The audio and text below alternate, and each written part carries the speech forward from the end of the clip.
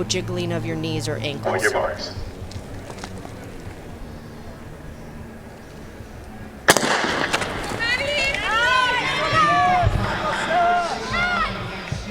They bypassed the water jump on the first go-round. Courtney Wayment from BYU was like, nope, I'm going straight to the front. And I talked to her about that. I talked to her about it. I said, would you hold back during this meet and conserve for the final? And she said, I absolutely will not. If I don't run well, you have no qualifier, no final. So she's going to do exactly what she needs to do to make sure that she is in that top 5. So already we're seeing a very tightly bunched group, and that's a problem when you're coming up to these barriers or to the water jump. You've got to have room to run and make your approach to the barrier and make sure that you have a lot of room in order to land after your hurdle and get back into your running stride.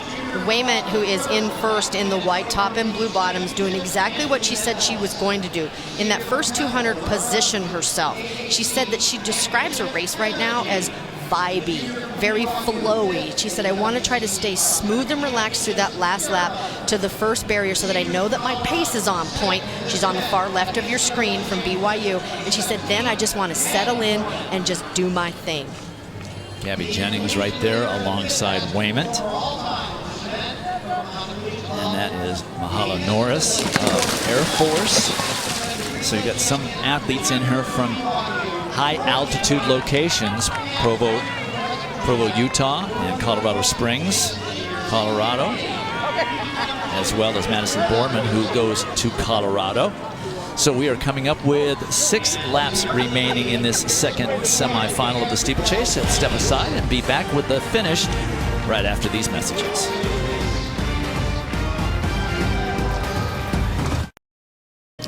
Back at Hayward Field in Eugene, Oregon for more of our coverage of the 2021 NCAA Track and Field Championships. Women's semifinal day. We're in the second semifinal of the women's 3,000 meter steeplechase, coming up on 4 laps remaining.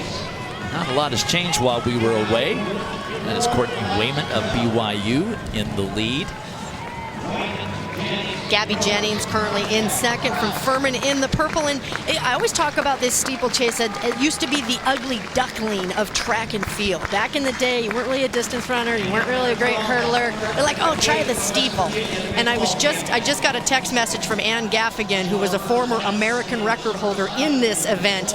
And I said, what's been the most impressive thing that you have seen these women today do that you didn't do when you ran? And she said, they're just so much more technically sound. She said, we didn't run the barriers as well as these women run today. She said, they're great hurdlers. She said, there used to be a lot more carnage in the water pit when Ann ran back in Nebraska. And you think about the hurdling into those barriers, again, you're blind, except for Wayment, Jennings, and Norris. Everybody behind them has to navigate their steps into it and then see how the other women are jumping, because ideally you hurdle.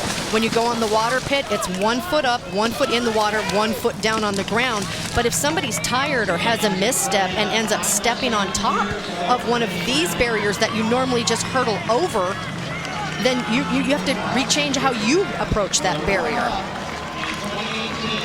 When they get to the start-finish line, 3 laps remaining. Remember that the first time that this event was contested at the Olympic level was Beijing Olympics in 2008. There's Yes. only been 3 Olympic women's steeplechase races in history.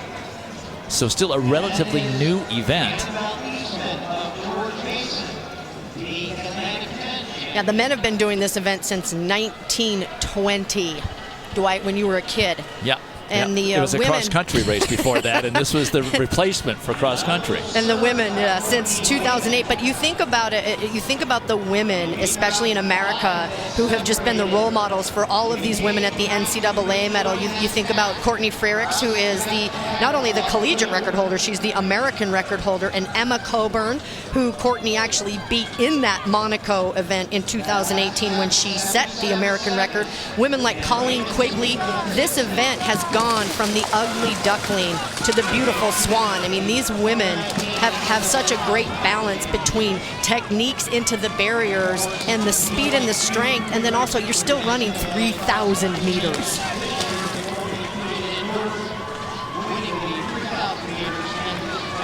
So a group of 5 have sort of separated themselves from the rest of the 12-woman pack that started this race, but still 2 laps remaining. Aneta Kniezek from Oregon with hip 5 on her leg. She has moved up into 2nd place, giving those Ducks another opportunity to score some points. She actually is number 7 all time on the collegiate list. She's got a personal best of 9:36.74, which she did at the Pac-12 championships when she won that conference just last month. So it continues to be Courtney Wayman leading the way. Aneta Kniezek is in 2nd. Gabrielle Jennings still in there. Gabby Jennings, Charlotte Prowse, and Mahala Norris. Those are the top 5.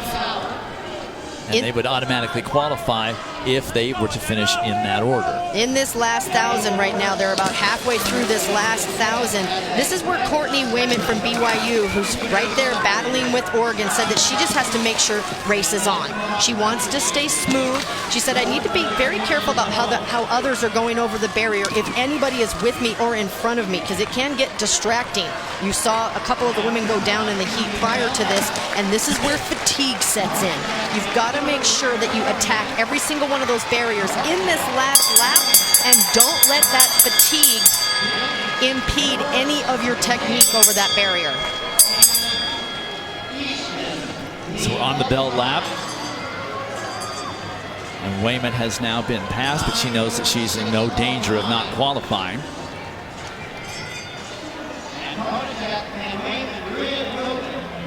Kniezek enjoying her tour around this new Hayward Field facility. They covered the 2018 championships here, and the next day they bulldozed the entire facility, and this is the first time these NCAA championships have been back here to Hayward Field. Olympic trials start at the end of next week.